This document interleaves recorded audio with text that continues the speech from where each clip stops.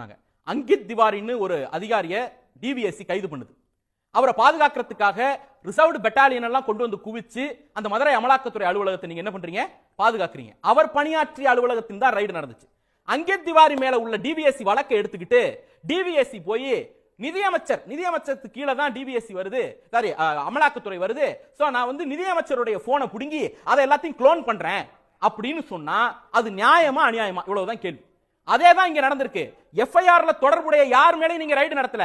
எஃப்ஐஆர்ல பெயரே இல்லாத டாஸ்மாக் நிறுவனத்தின் மீதும் எஃப்ஐஆர்ல பெயரே இல்லாத டாஸ்மாக் எம்டி மீது ரைடு நடத்திட்டு தொடர்புடைய அத்தனை பேர் விட்டுட்டீங்க. இன்னைக்கு நீதிமன்றம் கேட்ட கேள்வி என்ன?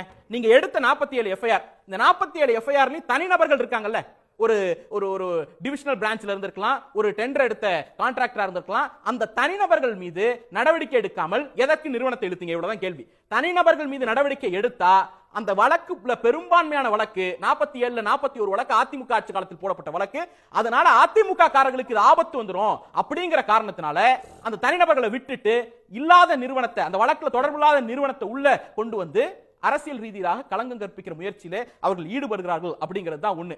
ஆனால் எடப்பாடி பழனிசாமிக்கு ஒன்று தெரியவில்லை, பாஜகவுக்கு ஒன்று தெரியவில்லை. இவர்கள் பாஜகவை மிரட்டலாம். சம்பந்தி வீட்டுல ஜனவரி மாதம் ரைடு அடிச்சா ஜனவரி வரைக்கும் கூட்டணி இல்லன்னு பேசிட்டு இருந்த எடப்பாடி பழனிசாமி 4 மாசம் 3 மாசத்துல போய் அமித்ஷா வீட்டுல, அதுவும் கட்சி ஆபீஸ பார்க்க போறேன்னு சொல்லிட்டு டெல்லியில அமித்ஷா வீட்டுல போய் அதிமுக அடவான வச்சுட்டு வரதுக்கான அளவுக்கு அவருக்கு வேணா தெம்பு இருக்கலாம். ஆனால் திராவிட முன்னேற்ற கழகத்தை போலியான வழக்குகள் மூலமோ இந்த மாதிரி ஏஜென்சி மூலமோ வைத்து மிரட்டுவது என்பது எந்த காலத்திலும் ஈடுபடாது. அதே போல இங்க தமிழ்மணி சார் சொன்னாரு, நான் வந்து ரோஸ்மேரியை பாத்தீங்களா, கிருஷ்ணமூர்த்தின்னு சொன்னீங்களா, அது என்னாச்சு இது என்னாச்சுன்னு கேட்டாரு. நீதிமன்றம் மீண்டும் மீண்டும் கேக்குது சார், பிரிடிகேட் ஆஃபென்ஸ் என்ன, மூல வழக்கு என்ன, அதனுடைய முதன்மை வழக்கு என்னன்னு கேக்குது. அதை கேட்கறதுக்கு அதுக்கு பதில் சொல்ல துப்பு இல்ல.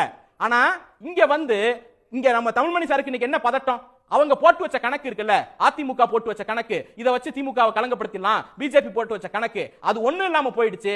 அதை பொறுத்து கொள்ள முடியாம அந்த வயிற்றுச்சல்ல என்ன பண்றாரு, சீஃப் ஜஸ்டிஸ் எல்லாம் போய் அவர் ஒரு பப்ளிக் ஈவென்ட்ல சொன்ன கமெண்ட் எல்லாம் ரொம்ப காழ்ப்புணர்ச்சியோட திட்டுறாரு. டிஜிபி ஏன் வரலன்னா அதுக்கு பதில் சொல்லுங்க சார், அதை விட்டுட்டு அது அரசியல் காழ்ப்புணர்ச்சி அப்படின்னு கத்துறதுக்கு என்ன அர்த்தம்? உங்களுக்கு இன்னொன்னு சொன்னா, நான் வழக்கறிஞர் 400 பக்க புக் தெரியுமா 500 பக்க புக் தெரியுமா நீங்க சொன்னாரு, அதை ஈடி அங்க சொல்ல வேண்டியதானே? அந்த 400 பக்கத்துல எடுத்து பாருங்க, சுப்ரீம் கோர்ட்ல சொல்ல வேண்டியதானே? இன்னைக்கு ஏன் ஈடி சொல்லல? ஈடி தரப்புல ஆஜரானவங்க ஏன் சொல்லல? இன்னும் ஒரு படி மேல போய் என்ன சொல்றாரு, சீஃப் ஜஸ்டிஸ்ல ஒரு பர்టిక్యులரா சொன்ன கமெண்ட்க்கு இவ்வளவு காழ்ப்புணர்ச்சியோட பேசுறீங்கல்ல, உங்களுக்கு ஈடி எந்த துறைக்குள்ள வருதுன்னே தெரியல. ஆனா எல்லாம் தெரிஞ்ச மாதிரி சீஃப் ஜஸ்டிஸ் வந்து காழ்ப்புணர்ச்சியோட விமர்சிக்க வந்துட்டீங்க.